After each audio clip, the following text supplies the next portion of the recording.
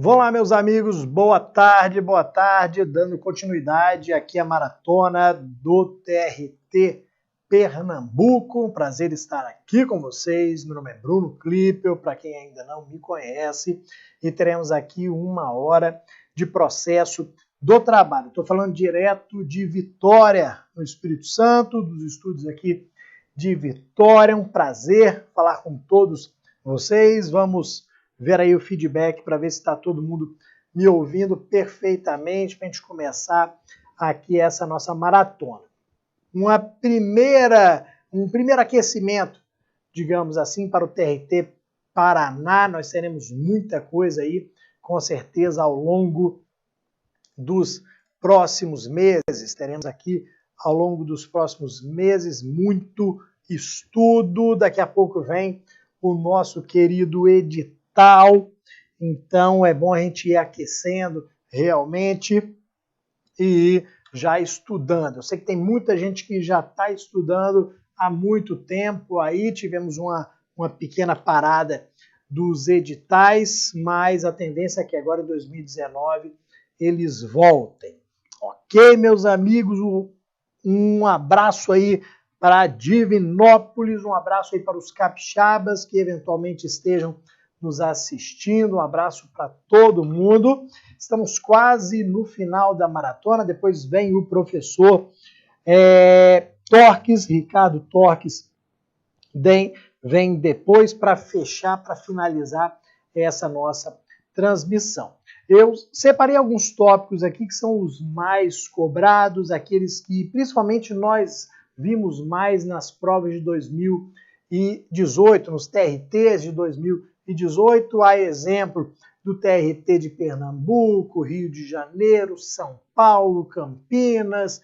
Então, eu reuni aqui nessa aula, é uma aula rapidinha, uma revisão bem rapidinha de 1 hora, mas reuni nessa aula esses pontos que mais caíram, os pontos que nós mais percebemos aqui que as bancas cobram. Perfeito? Então, nós vamos aqui iniciar. Quero só o feedback de vocês, se o som está ok, principalmente porque a gente está retransmitindo aqui do meu canal para o Estratégia. Então, vamos ver se está tudo ok. Boa tarde aí, Daniele Almeida. Vamos só dar esse feedback aqui, 1 minutinho, para ver se o som está ok. Deixa eu ver aqui com o pessoal do Estratégia também.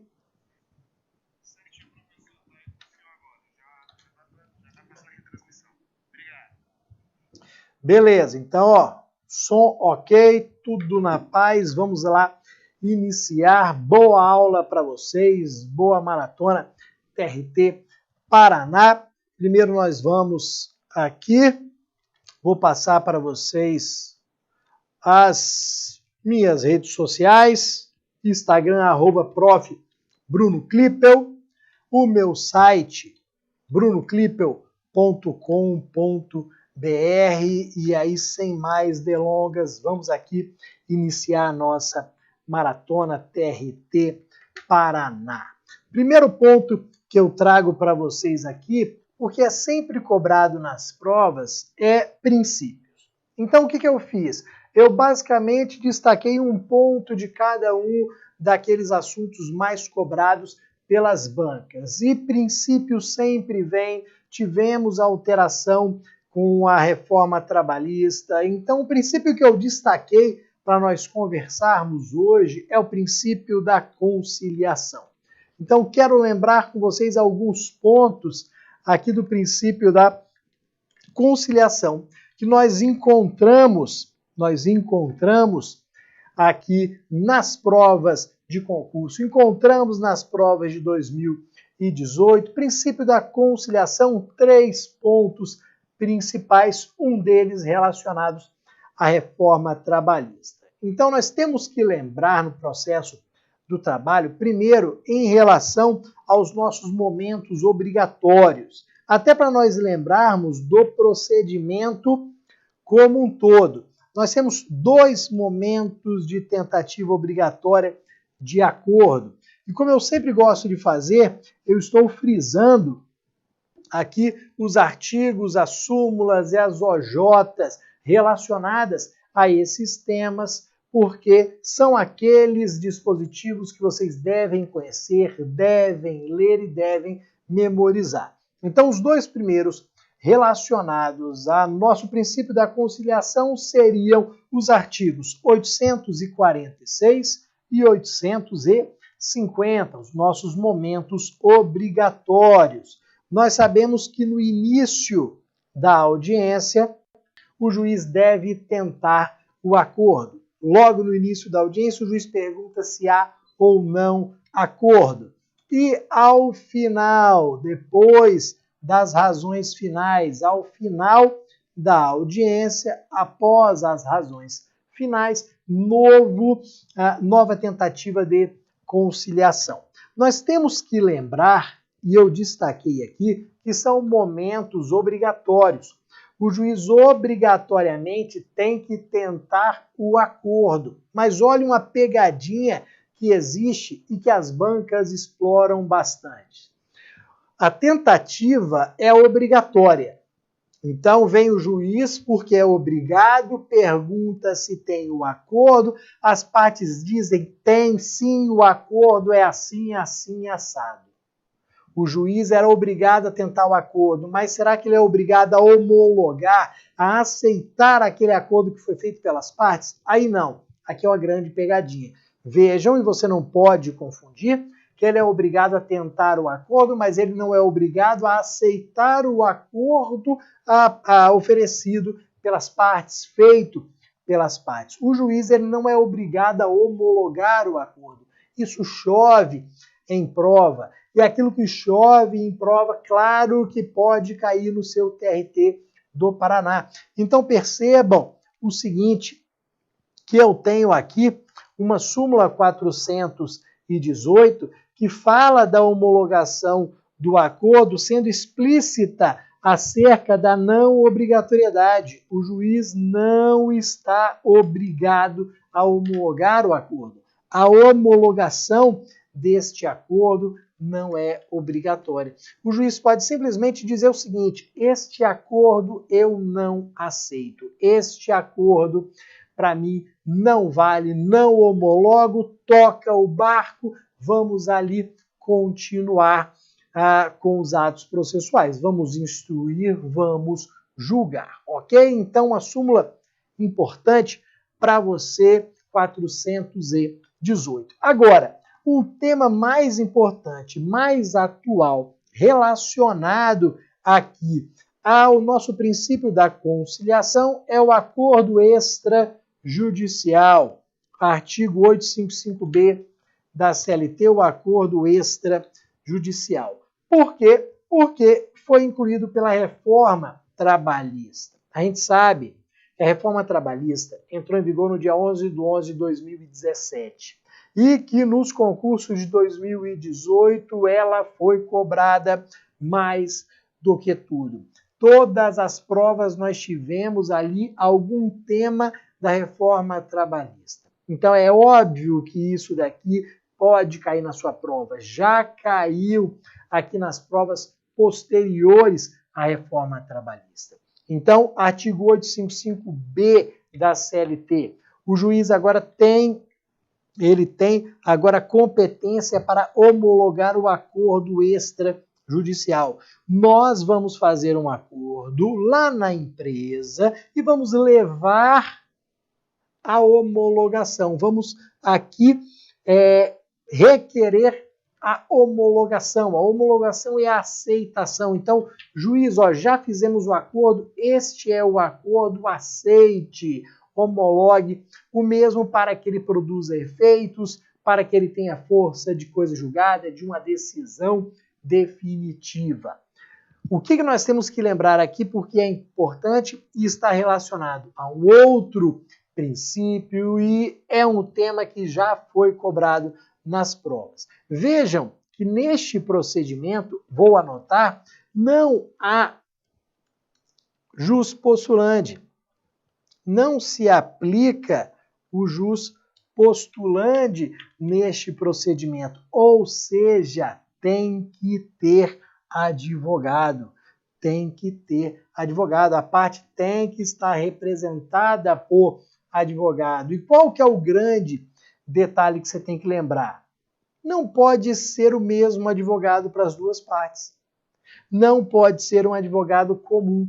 Cada parte tem que ter o seu advogado. Então pode anotar que não pode ser advogado comum. Isso daqui para evitar eventual alegação futura de que o advogado da empresa me sacaneou, me enganou. Então, nós não teremos essa possibilidade de alegação posterior, porque você tinha o seu advogado e a empresa tinha o outro advogado, o advogado dela. Então, nós não podemos ter advogado comum, temos que ter advogados diferentes. Esse daqui é o que eu queria falar, esse daqui é o tema que eu queria tratar em relação aos princípios, que é um tema importante que nós vamos desenvolver bastante aí ao longo das aulas. O que eu vou trazer agora para vocês, porque é igualmente importante. Olha aqui, um dos artigos mais importantes da CLT. Aquele artigo que vai cair na sua prova. Artigo 651 da CLT sobre competência territorial. Ou seja, o local do ajuizamento da ação. Vou até ficar na tela, anotem aí, 651 da CLT, competência territorial, local do ajuizamento da ação. Perfeito? O que acontece aqui? Eu anotei do lado e já volto ali que ela é relativa. A competência territorial, ela é relativa. Nós vamos fazer um link importante aqui com esse tema depois, com exceção de incompetência. Mas qual é a ideia aqui? A competência territorial, ela é relativa porque eventual erro tem que ser alegado pela parte. Eventual erro não pode ser reconhecido pelo juiz de ofício. Então, se eu tinha que ajuizar a ação no local A e ajuizei no local B, o juiz do local B não pode fazer nada de imediato, de ofício. Não, ele vai ter que aguardar a alegação da parte contrária. Isso porque eu tenho um critério relativo, um critério que interessa simplesmente às partes, ok? E aí, o que eu retiro de importante do 651? O que eu retiro de importante sobre competência territorial? O que eu gostaria de lembrar com vocês, que eu acho que é extremamente relevante de vocês lembrarem ao longo dos seus estudos. Olha aqui.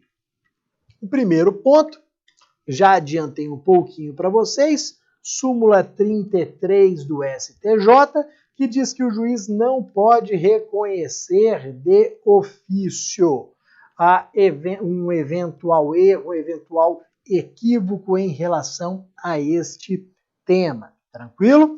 Então, vejam que o juiz não pode reconhecer de ofício. O juiz não reconhece de ofício. A ideia é que tem que ser devidamente alegado. Como que eu vou alegar, Bruno? Através da exceção de incompetência.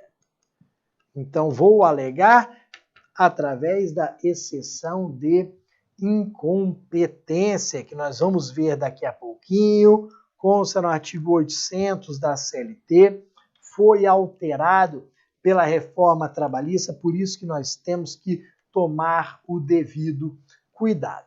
Então percebam que no 651 eu tenho a regra sobre o local do ajuizamento da ação, onde ajuizar a ação trabalhista. A regra aqui, ela acaba sendo mais simples, mais fácil, se nós compararmos com o processo civil. Lá no processo civil é domicílio de um, domicílio do outro, domicílio do outro. Então aqui é mais simples. Aqui você vai lembrar do local da prestação dos serviços. Então a regra geral do artigo 651 da CLT é que as ações trabalhistas serão ajuizadas no local da prestação dos serviços. Não nos interessa, numa regra geral, o local do domicílio. Não nos interessa, numa regra geral, o local do domicílio. Não nos interessa, numa regra geral, o local da contratação, local da prestação dos serviços. Então vamos imaginar, Bruno tem domicílio em Vitória, no Espírito Santo. Prestou serviços em Salvador, na Bahia, depois foi demitido, pediu demissão, não interessa, voltou para Vitória, domicílio dele. Estou aqui em Vitória conversando com um advogado, ele diz, Bruno, nós teremos que ajuizar essa reclamação trabalhista lá em Salvador. Então, nós vamos ter que sair daqui para ajuizar a ação lá. Quando tiver audiência, nós teremos que ir para Salvador? Sim, porque lá é o local da prestação dos serviços. Por que sair do domicílio e ir até o local da prestação dos serviços? O que pensou o legislador para criar esta regra? Ele pensou que o local da prestação dos serviços é o melhor para a produção das provas.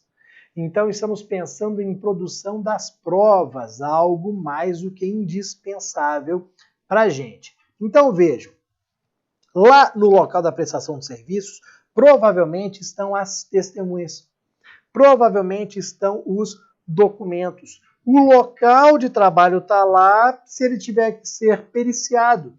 Então, tudo vai ser mais rápido, toda a produção da prova será mais rápida se eu já ajuizar a ação no local em que as provas estão. Então, assim que foi pensado pelo legislador. Então, regra geral, local da prestação dos serviços.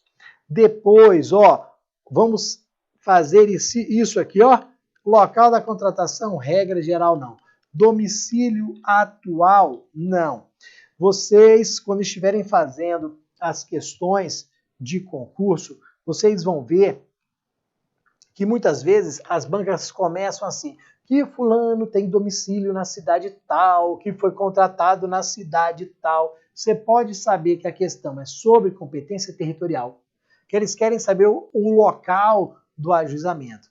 Eles vão falar o local do domicílio, eles vão falar o local da contratação e vão falar o local da prestação dos serviços. Local da prestação de serviços, como eu já passei para vocês. Perfeito? E depois, um ponto importante aqui, que também é trazido pelas bancas. Foro de eleição, artigo 63 do CPC. O artigo 63 do CPC diz que as partes, elas podem escolher o local do ajuizamento da ação num negócio jurídico, num contrato. Por exemplo, está lá nesse artigo 63 do CPC. As partes podem escolher o local do ajuizamento das ações. Ok. E no processo trabalho? Será que no meu contrato de trabalho nós podemos incluir a cláusula de eleição de foro? Será que no meu contrato de trabalho eu posso incluir uma cláusula dizendo sobre o local que nós vamos ajuizar a ação lá em Porto Alegre? Não. O processo do trabalho não aceita. No processo do trabalho, foro de eleição, ele não é possível, não se aplica. Isto porque haveria uma tendência aqui do empregador incluir o local que ele entendesse melhor. Por quê? Porque é ele que redige o contrato, é ele empregador que tem a força, é ele empregador que subordina, então provavelmente ele iria escolher um local bom para ele, não para o empregado, ou então iria colocar o local mais longe possível só para dificultar o ajuizamento da ação trabalhista. Ok, galera? Então, muita atenção com 651 da CLT. Toda prova tem artigo 651. A gente acha que não vai cair porque já caiu demais, vem lá a banca 651 da CLT.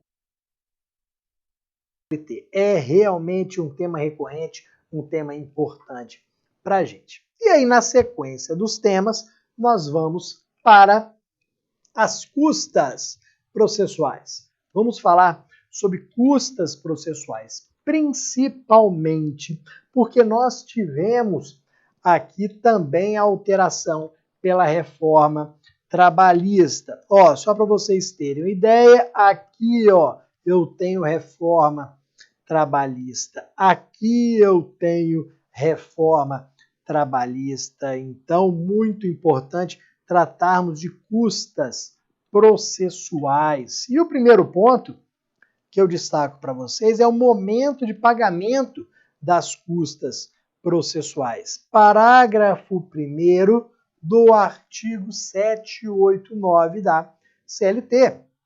Então, falo aqui com vocês, gostaria de ajuizar uma ação trabalhista. Quero ajuizar uma ação trabalhista. Quanto que eu vou gastar para ajuizar essa ação trabalhista? Quanto vai custar? Quanto que o Estado vai aqui exigir do Bruno em relação a pagamento? Zero. De início, zero. Não há pagamento prévio, não há custas prévias. A Justiça do Trabalho dá o acesso a quem não tem R$1 no bolso. Você não tem R$1 no bolso, você pode ajuizar a ação trabalhista. Por quê? Porque as custas serão pagas, vamos lá para o nosso slide, serão pagas ao final. As custas são pagas ao final pelo vencido. Pode ser que o vencido seja o reclamante, pode ser que o vencido seja o reclamado, sem problema nenhum. Então vejam que eu tenho aqui o pagamento ao final. Este ao final pode variar havendo ou não a interposição de recurso. Tem que tomar cuidado com isso. Porque vamos imaginar o seguinte, sentença. Na sentença, nós teremos lá o valor das custas, que eu já vou falar daqui a pouquinho, e também a responsabilidade pelo pagamento. Então, vou pegar ali na sentença, no dispositivo da sentença, que é a conclusão, aqui chegou o magistrado, e verei custas R$200 pelo reclamado, custas R$200 pelo reclamante. Beleza. Pode ser que o prejudicado pela sentença queira recorrer, ou pode ser que não. Se não houver a interposição de recurso pelo prejudicado, pelo sucumbente, nós teremos o quê? O trânsito em julgado. E aí, depois o trânsito em julgado, pagamento de custas processuais. Então, se não houver a interposição de recurso, haverá o trânsito em julgado e aí nós vamos para o pagamento das custas processuais. Se tiver recurso, imagina que a parte prejudicada sucumbente resolveu interpor o recurso ordinário dessa sentença. As custas serão depositadas, serão pagas no prazo recursal, no prazo de 8 dias. Então, eu sou esse sucumbente que vou interpor o recurso ordinário da sentença. No prazo de 8 dias, eu vou depositar as custas e vou comprovar. Por quê? Você lembra muito bem que as custas fazem parte do preparo recursal, que é aquele importante requisito de admissibilidade que é tanto cobrado nas nossas provas, ok? Mas aí eu falei que o juiz vai fixar ali R$200, R$100, R$400. Como que é o cálculo que o juiz faz e que nós poderemos fazer também em relação às custas? Qual que é o valor das custas? Esse é um ponto importante porque até a reforma trabalhista nós só tínhamos pagamento mínimo, nós só tínhamos valor mínimo. Agora nós temos valor mínimo e máximo. Então, mais uma informação para as bancas cobrarem e já cobraram após a entrada em vigor da reforma trabalhista. Então você tem que lembrar valor mínimo de custas e valor máximo das custas. Então vamos lá, ó. Valor mínimo consta aqui no artigo 789 da CLT. Nós vamos calcular 2% da condenação, 2%, por exemplo, do valor da causa, e aí eu tenho o valor mínimo de R$ 10,64, o valor enigmático, mas que está previsto lá no artigo 789. Então nós vamos ali para o artigo 789, mínimo R$ 10,64. O máximo é que foi inserido pela reforma trabalhista. Então também temos o máximo, 4 vezes o limite dos benefícios do regime geral de previdência social, INSS, 4 vezes o limite dos benefícios do INSS. Preciso saber? Não preciso saber, neste caso, do valor máximo, o valor em reais. Basta lembrar 4 vezes o limite dos benefícios do regime geral de previdência social do INSS. O valor em reais não há necessidade de saber. Perfeito? Depois, honorários periciais.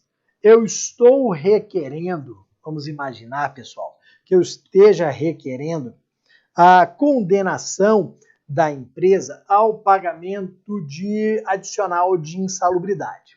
Vocês sabem que adicional de insalubridade é uma das hipóteses, é uma das situações de perícia obrigatória. Tem que ter prova pericial para saber se há ou não o agente, se ele está dentro ou fora dos limites de tolerância estipulados pelo Ministério do Trabalho, se a insalubridade seria mínimo, médio ou máximo, para a gente pagar 10, 20 ou 40%. Então tem que ter perícia.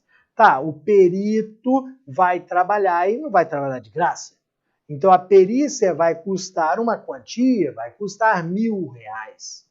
2 pontos importantes aqui que você tem que lembrar. O primeiro, a parte não pode ser obrigada a pagar qualquer quantia prévia, qualquer adiantamento aqui para a realização da perícia. Não. Parte não pode fazer isso. Parte não pode ser obrigada a depositar qualquer quantia para o início da prova pericial. Isto porque, vamos lá, os honorários periciais prévios, eles são considerados ilegais. Os honorários periciais prévios são ilegais. O juiz não pode determinar a parte que deposite qualquer quantia, por menor que seja ela. Nós já tínhamos na OJ 98 e aí passamos a ter também no artigo 790b, parágrafo 3º, está na tela aí de vocês. Tranquilo? E os honorários periciais finais. Olha o que acontece, galera. Se nós não podemos exigir honorários periciais prévios, é porque, obviamente, o valor será pago todo ao final. Tá, mas aí vem a pergunta, quem paga os honorários ao final? Se foi estipulado o valor de R$1.000, quem irá pagar esses R$1.000? Aqui eu vou tomar o cuidado de transcrever a redação do texto legal, do artigo 790b da CLT, para nós lembrarmos e explicarmos aqui uma grande pegadinha que as bancas utilizam.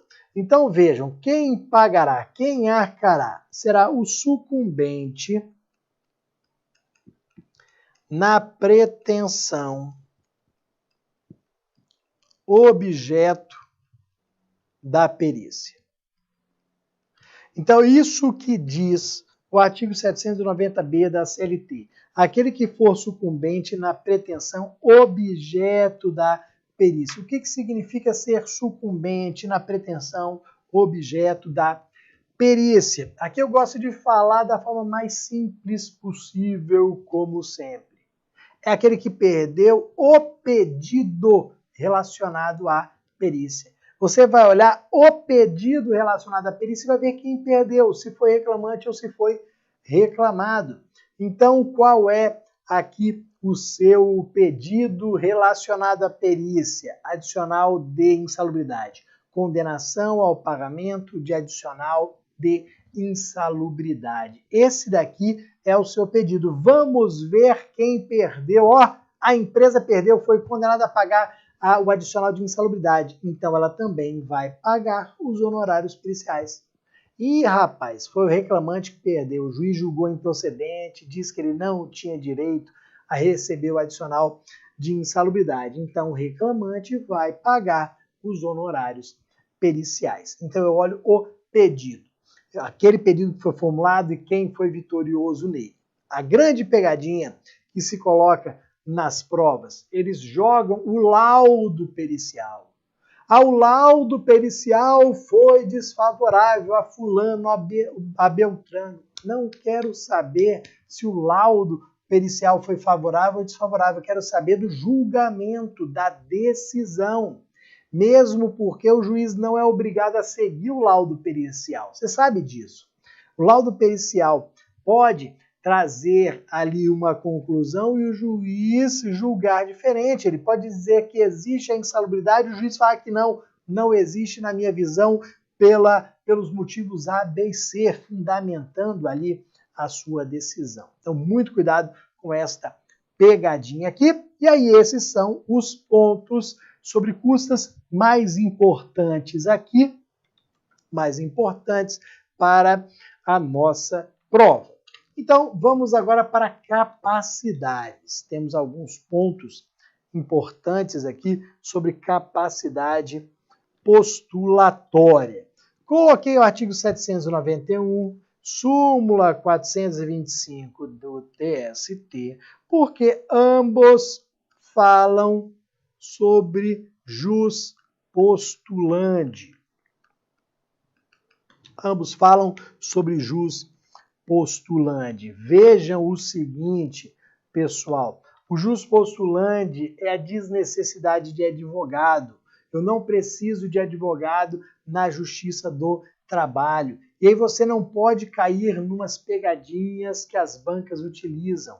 Quem não precisa de advogado? Só o reclamante? Não, também o reclamado. O jus postulandi se aplica a reclamante, a reclamado. O jus postulandi se aplica independentemente do valor da causa.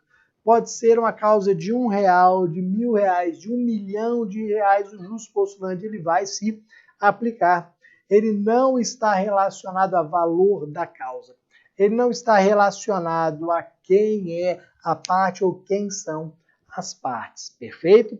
As hipóteses em que eu não aplico mais o jus postulandi, que são hipóteses importantes para a nossa prova, estão na sua maioria aqui na súmula 425. Ela traz 4 hipóteses de não aplicação do jus postulandi, ou seja, 4 situações em que o advogado ele é obrigatório, ele é indispensável.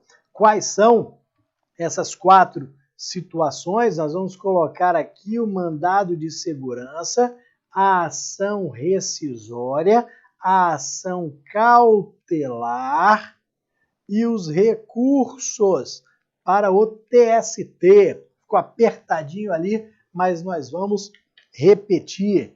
Então, não se aplica o jus postulandi ao mandado de segurança, à ação rescisória, a ação cautelar e os recursos para o TST.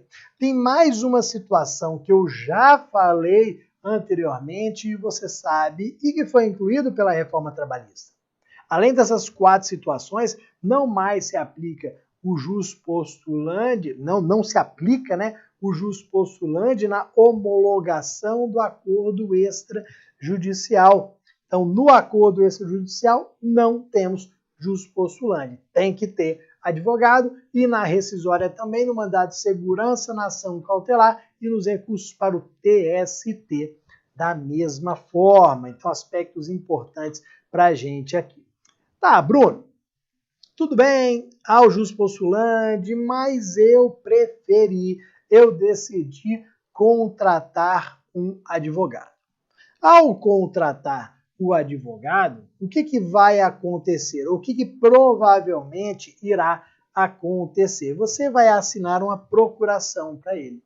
Você vai assinar um documento chamado procuração. Através dessa procuração, você vai outorgar, você vai conceder poderes para que ele atue em seu nome, para que ele fale no processo em seu nome, para que ele pratique atos processuais em seu nome.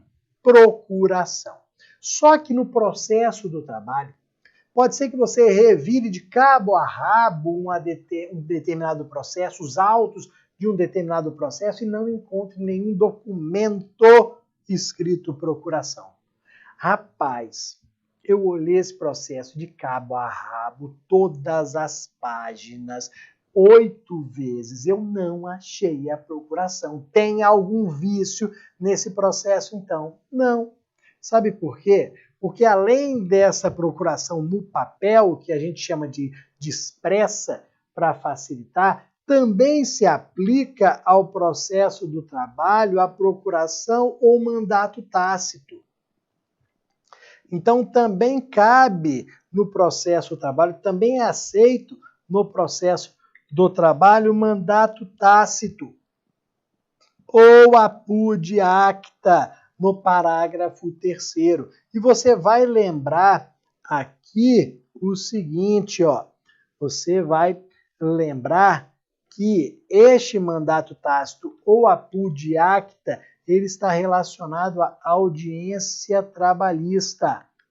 O nome do advogado sendo incluído na ata de audiência faz com que o mesmo tenha procuração ou mandato tácito. Então, o fato do nome do advogado ter sido incluído na ata de audiência faz com que ele tenha um mandato ou procuração tácita. Ele pode praticar os atos normais do processo, ele pode praticar os atos gerais do processo. Mas nós temos que lembrar aqui que ele não pode realizar um ato. Tem um ato que ele não pode. E é importante porque está numa OJ do TST. Olha aqui. Ele não pode subestabelecer. Portador de mandato tácito não pode subestabelecer pela OJ 200. Ele pode peticionar, ele pode recorrer, ele pode requerer, pode juntar documentos, pode fazer um monte de coisa. Agora, ele não pode subestabelecer. Subestabelecer seria passar poderes, dividir poderes com outro advogado. Esse subestabelecimento não pode. A gente sabe que nas provas de processo do trabalho, a gente tem uma infinidade de súmulas de OJs que são cobradas, então atenção especial a essa OJ 200. Depois, meus amigos, atenção para a súmula 383 do TST, que vai tratar da regularização da representação em grau recursal. Então, ó, regularização da representação em grau recursal. Tomar bastante cuidado aqui com esta súmula. Por quê? Porque ela foi alterada depois do novo CPC. Ah, mas Bruno, várias súmulas de OJs foram alteradas depois do CPC. Tudo bem. Mas essa daqui, ela foi alterada da água para o vinho. Alteramos da água para o vinho. Opa, então tem que tomar um cuidado especial. Então vejam que no processo do trabalho agora é possível a regularização da representação em grau recursal. É possível regularizar, mas como que eu vou regularizar a representação em grau recursal? Que hipótese seria essa, Bruno? Simples. Você vai regularizar juntando a procuração posteriormente. A juntada posterior da procuração, que é a regularização da representação. O advogado estava atuando sem procuração. Ele não tinha nem a procuração expressa nem a tácita. Ele estava praticando o ato processual sem procuração.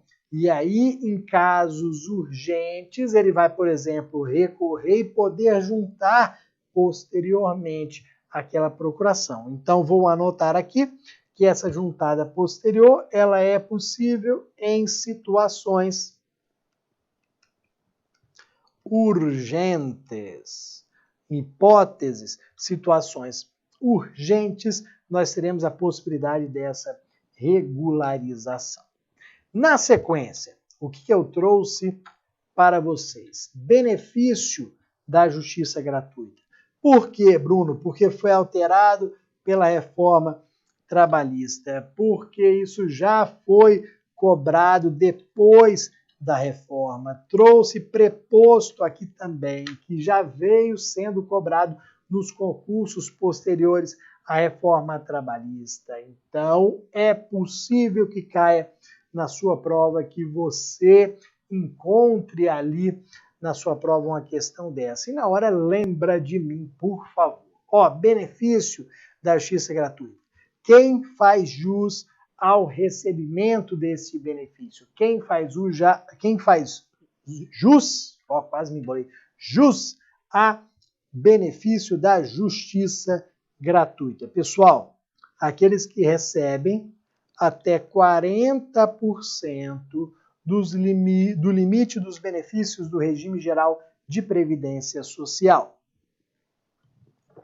Então, se você recebe até 40% do limite dos benefícios do regime geral de previdência social, que é o INSS, você, por presunção, não tem condições de arcar com os custos do processo. Aqui, por curiosidade, daria mais ou menos uns R$ 2.200 ali arredondando. Então, o camarada que recebe até mais ou menos R$ 2.200, ele tem direito à justiça gratuita por essa presunção.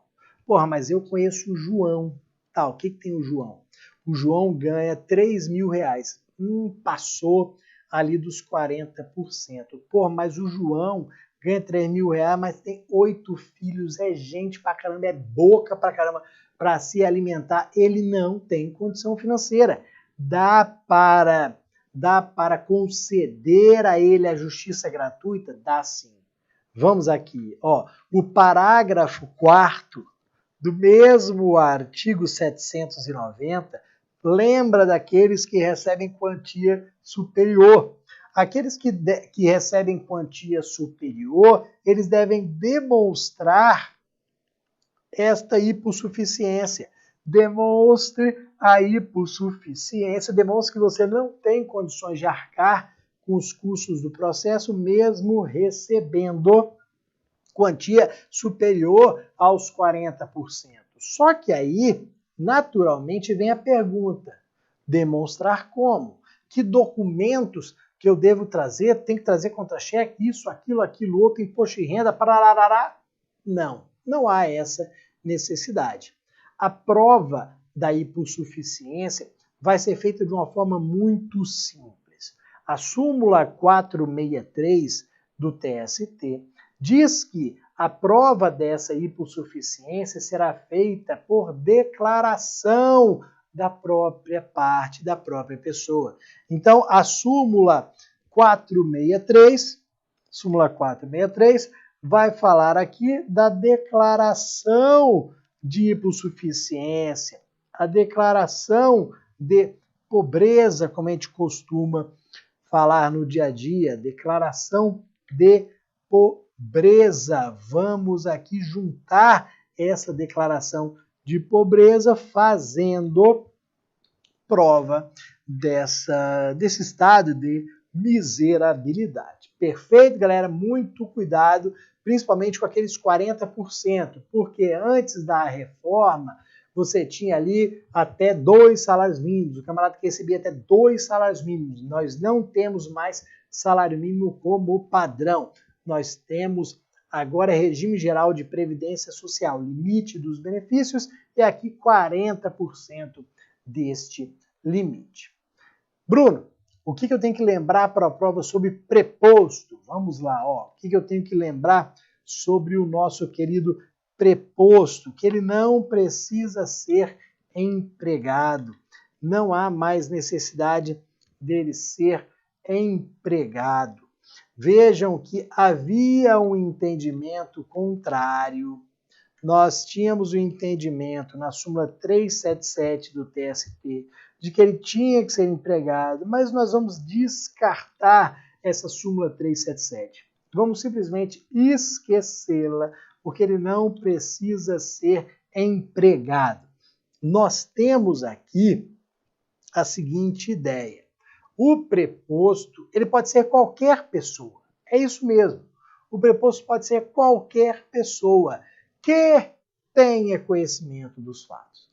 Desde que tenha conhecimento dos fatos. Você não vai colocar um mané qualquer lá que não sabe de nada, que fica lá igual aquele meme, né? Aquele cara que fica olhando assim, perdido, não sabe onde está, não sabe de nada. Não, esse não serve.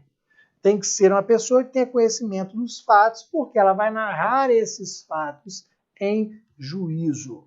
Então, o preposto não precisa ser empregado, mas tem que ter conhecimento dos fatos. Isso não mudou nada, isso continua no nosso artigo 843 da CLT.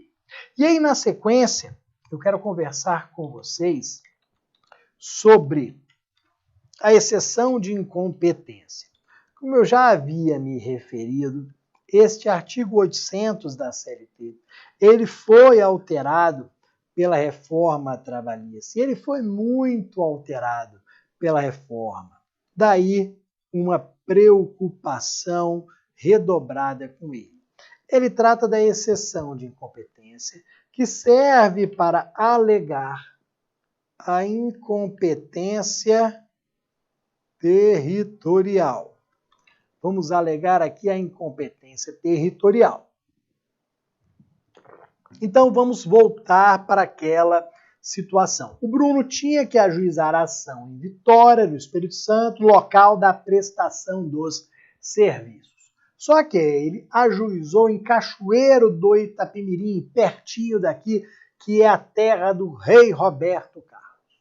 Então Bruno, que deveria ter ajuizado em Vitória, ajuizou em Cachoeiro do Itapemirim. Ok, Vara do Trabalho de Cachoeiro recebeu, notificou a empresa recebeu a notificação. Uai, Cachoeiro?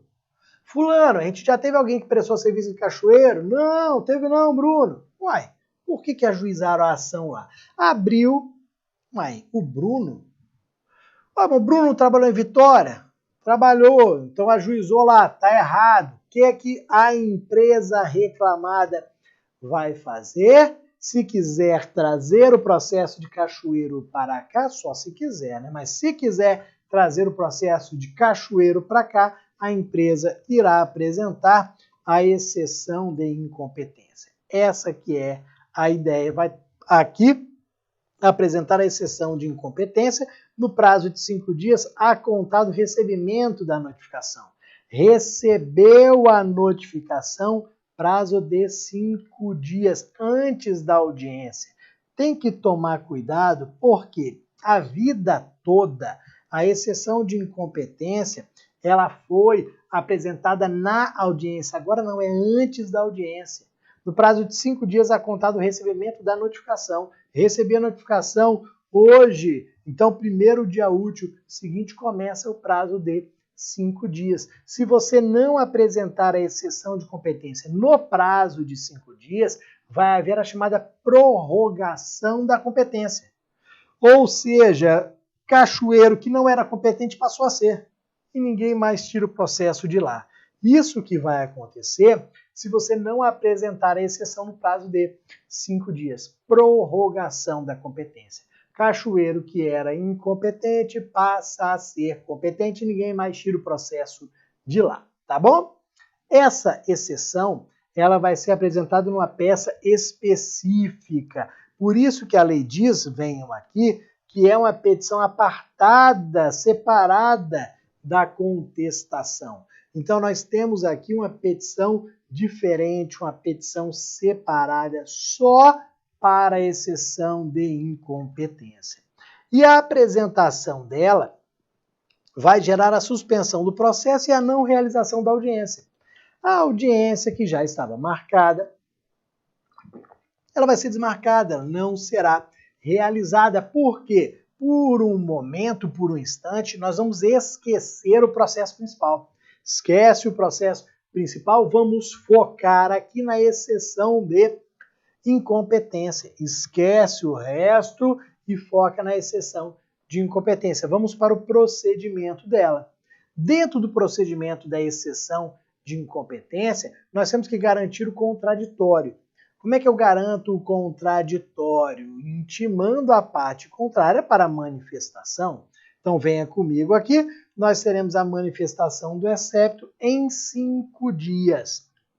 Antigamente, nós tínhamos um prazo maluco na lei de 24 horas improrrogáveis. Esqueça isso daqui. Se um dia você leu isso daqui ou se um dia você lê, não se aplica mais. O prazo maluco de 24 horas improrrogáveis não mais se aplica, ok? Nós temos 5 dias. Se eu, recipiente, tive 5 dias para apresentar a exceção, você, excepto, parte contrária, pelo princípio da igualdade, também terá 5 dias. Perfeito?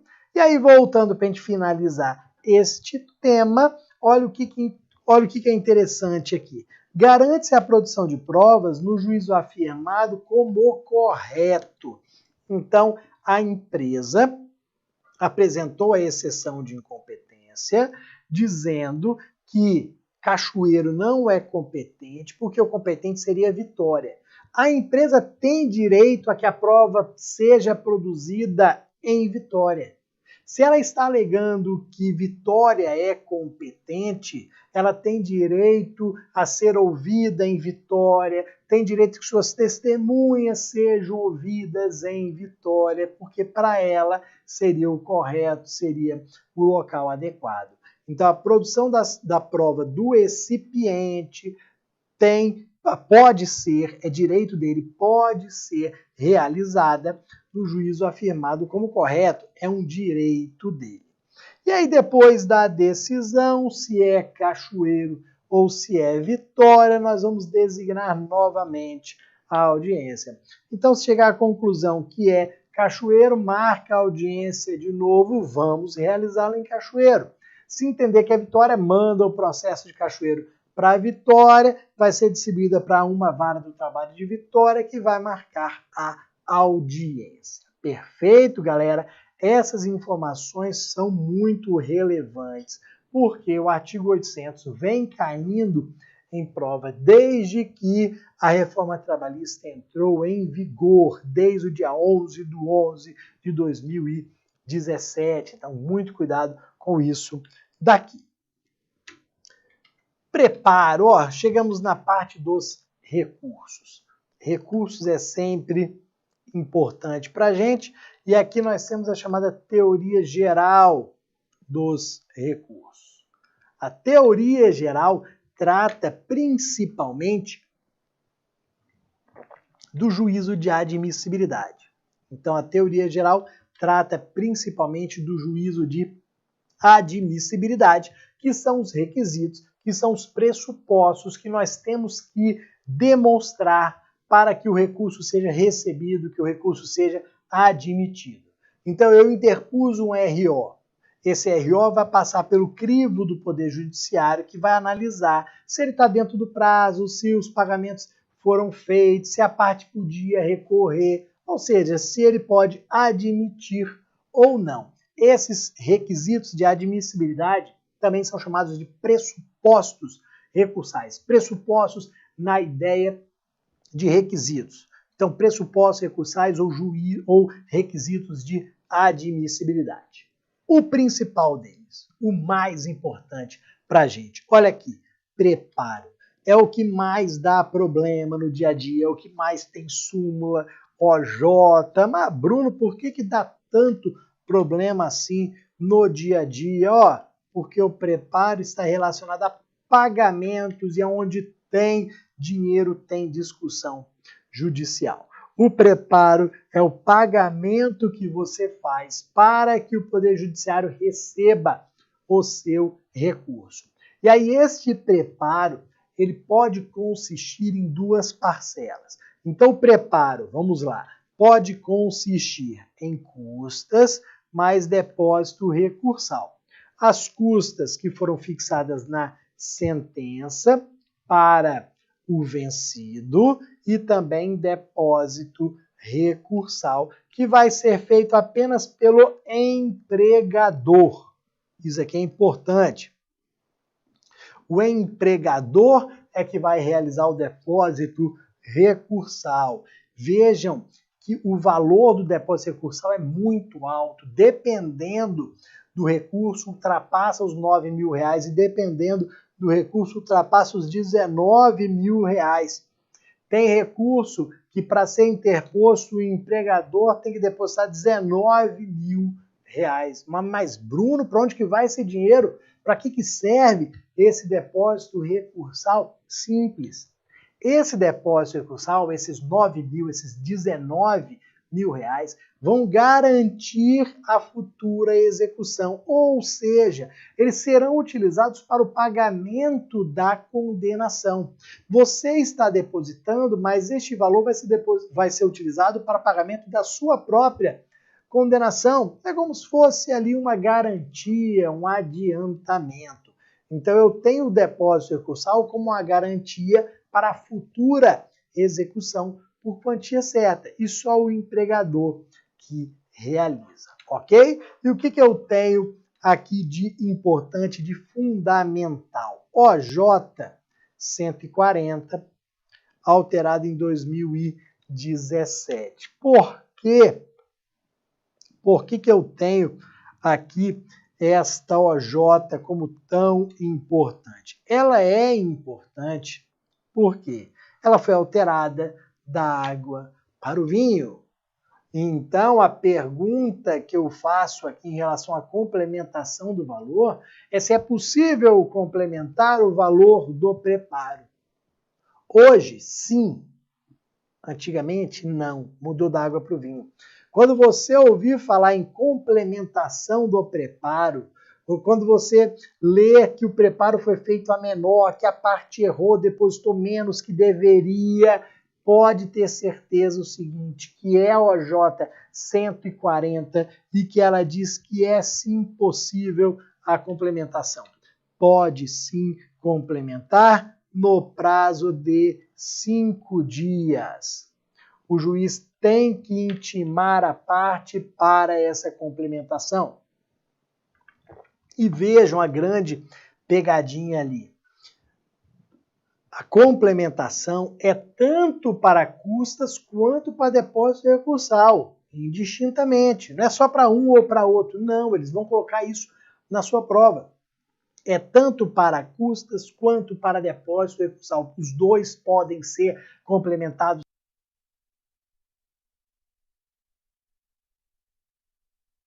Certo, teremos deserção do recurso. Perfeito, galera? Então, muito cuidado com este ponto. Ainda depósito recursal, finalidade, já falei, garantir futura execução por quantia. Agora, relacionado a essa finalidade, eu tenho esta súmula aqui. Se a finalidade é garantir uma futura execução por quantia certa, olha aqui, ó, quantia certa, eu só vou exigir o depósito recursal quando houver condenação em pecúnia, ao pagamento de quantia, ao pagamento ali, ao pagamento de alguma verba. Então vejam, se a condenação for na obrigação de fazer, não fazer, entrega de coisa, não tem depósito recursal. Se a obrigação é de fazer, não fazer, entrega de coisa, nada de depósito recursal. Só se for ali uma condenação pecuniária. E o prazo para sua realização, prazo aqui, ó, é no prazo recursal. Ou seja, você tem os 8 dias. Eu não falei no ato de interposição de recurso. Não falei.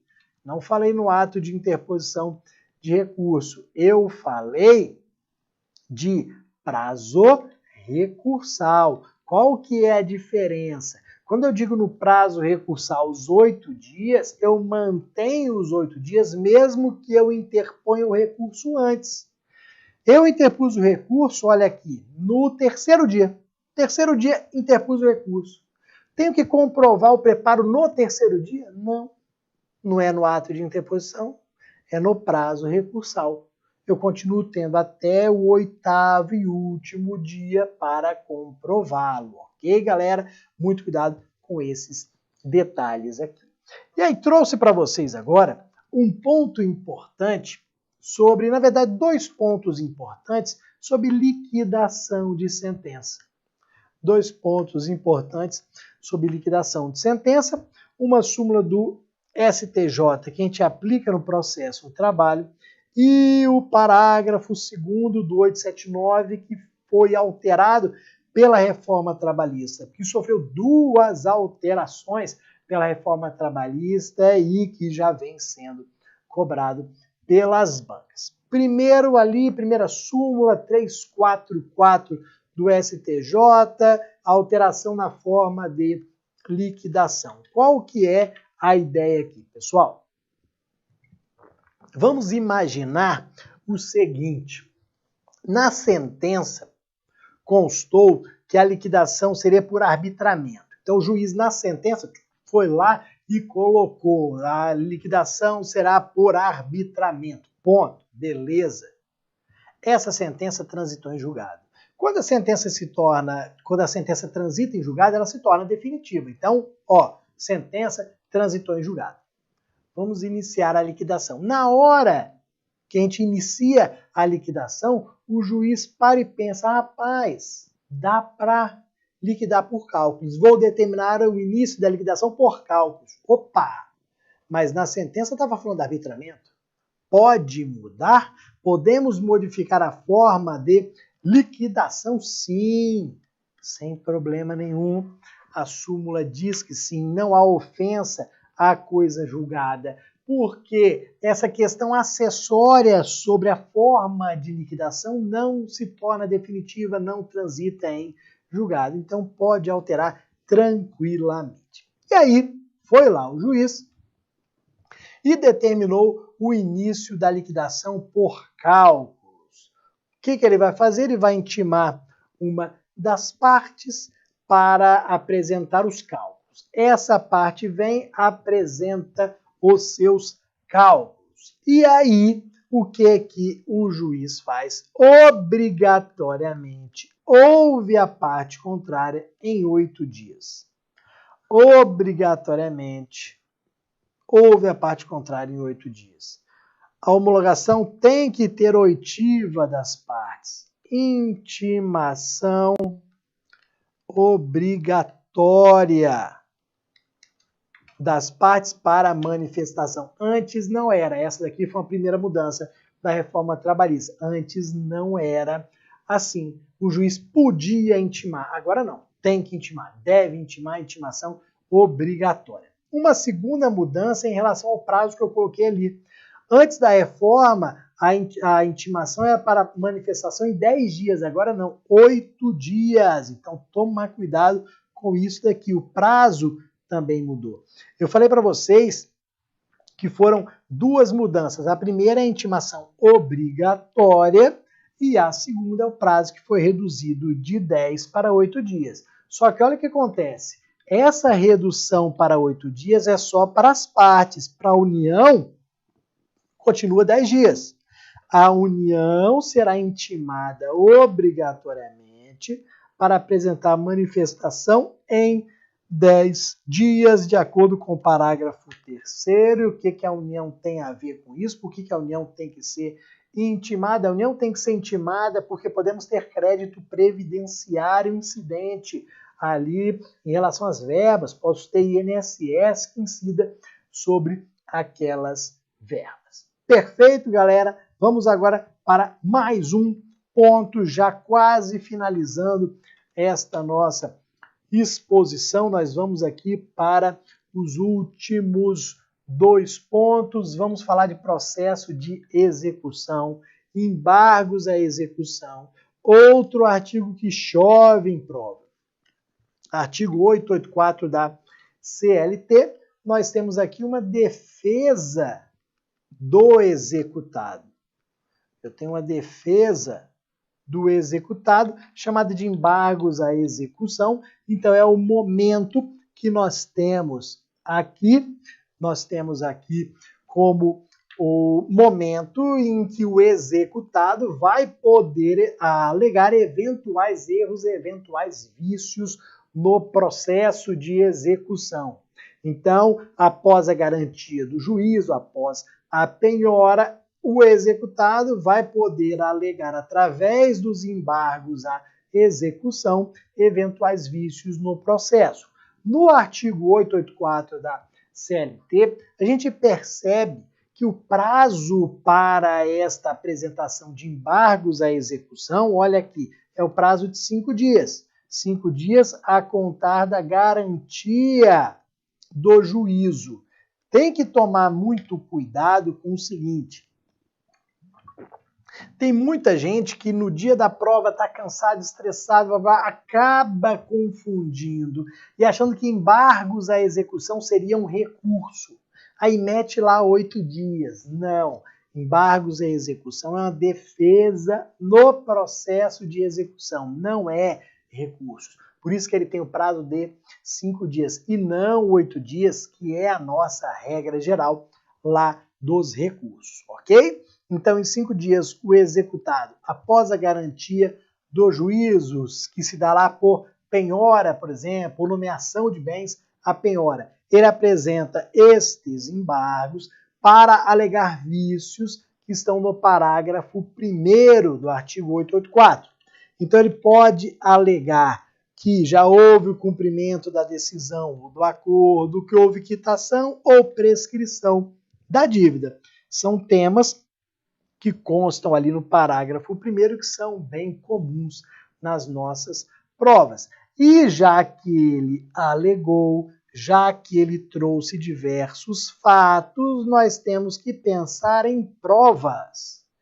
E aí eu venho e pergunto, Bruno, que provas, que meios de prova podem ser realizados aqui no processo dos embargos à execução? Dá para realizar perícia, dá para ouvir as partes, dá para ouvir testemunhas, existe alguma restrição? Nenhuma restrição. Todos os meios de prova podem ser realizados aqui nos embargos à execução. Tanto que o parágrafo 2º, que eu coloquei e vou lá com vocês, tanto que o parágrafo 2º fala em audiência. Se ele fala em audiência para a instrução, é porque pode ouvir as partes, porque pode ouvir testemunhas, ok, galera? Ampla instrução probatória aqui para que o juiz depois possa decidir os embargos, dizendo se há ou não aquele vício, reconhecendo ou não aquele vício. Tranquilo? Último slide aqui da nossa exposição. Vamos para o lance, vamos vender aquele bem penhorado, penhoramos o carro, penhoramos um carro, vamos levar para o leilão, vai arrematar aquele bem quem der o maior lance.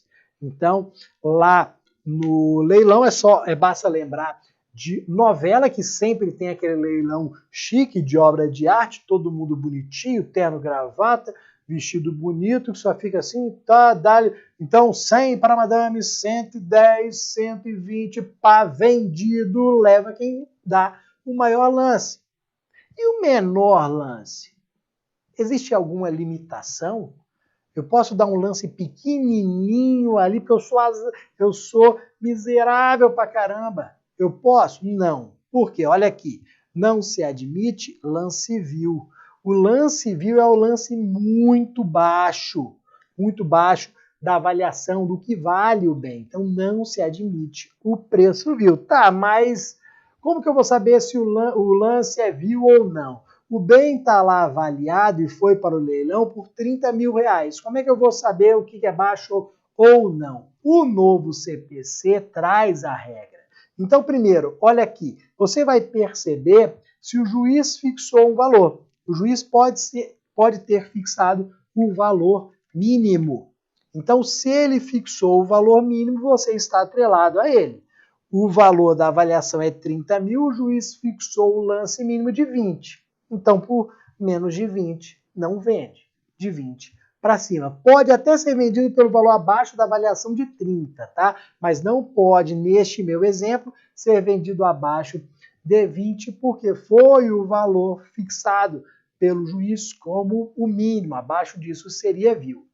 Rapaz, não houve fixação. Não tem fixação. Se o juiz não fixou, vai ser 50% do valor da avaliação. Se não foi definido, fixado o valor, 50% do valor da avaliação. Aí, neste meu exemplo, em que o bem foi avaliado por R$ 30.000, ele não pode ser vendido por menos de 15. 15 é o mínimo, 50% do valor da avaliação. Perfeito, galera? E aí eu dei o maior lance. Pô, dou-lhe uma, dou-lhe duas, dou-lhe três. Bruno, vencedor, dei o maior lance. Ah, beleza. Semana que vem eu vou pagar. Nada disso. Tem isso não. Aí nós vamos para o último artigo aqui da nossa exposição, que é o artigo que chove em prova 888. Artigo 888, que vai falar da arrematação, chove em prova, e ele vai deixar claro para você que você não pode pagar semana que vem, não. Nada disso. Olha aqui, você vai ter que dar uma garantia de 20%. Então, entrada de 20%. E o restante você vai ter que pagar, olha aqui, em 24 horas. Então, você tem que dar uma entrada, uma garantia de 20%. O restante você vai pagar em 24 horas. Se você não pagar o restante em 24 horas, você vai perder aquele sinal, você vai perder esta entrada. Temos aqui parágrafo 2º e parágrafo 4º do artigo 888. Então, dá o sinal de 20%, em 24 horas o restante. Ih, rapaz, me embananei, não paguei. Em 24 horas perdeu os 20% para o processo de execução e o bem vai voltar ao leilão. Ok, meus amigos? Tranquilo? Finalizamos aqui, finalizamos.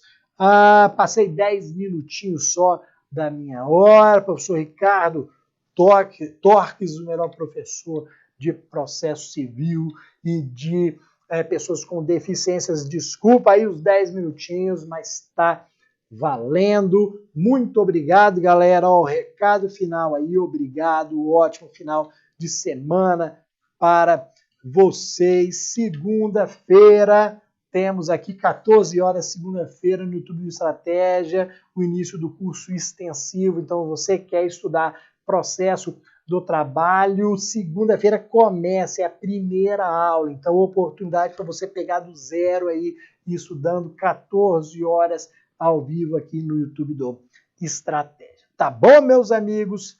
Ficou por aqui. Forte abraço para vocês. Valeu!